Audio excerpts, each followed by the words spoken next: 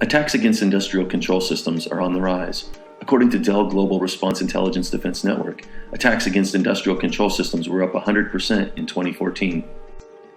In 2015, significant attacks against American power companies and even a dam in New York that controls floodwaters were breached, and the intruders are suspected to be foreign entities. There is no doubt the enemy is already here, lurking in the very systems that provide our most basic needs, our water and our power.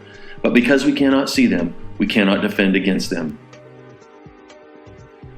Traditional industrial control systems deploy a firewall at the perimeter of the remote network, but without monitoring the running SCADA communications, the security team does not have the visibility it needs to track network activity and potential indicators of compromise.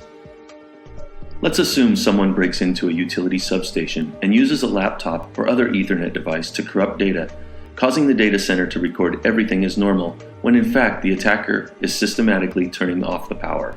On a typical ICS network, this would go undetected and a loss of power would occur. Thomas & Tech developed a system to detect and isolate attacks against control systems.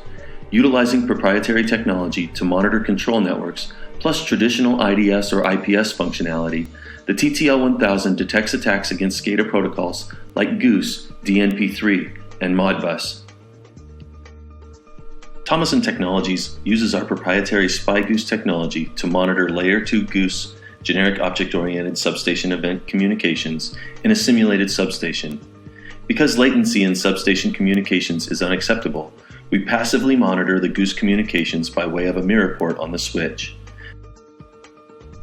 The instant an unauthorized device enters the network or abnormal communications occur, an alert is generated notifying the security team of the breach.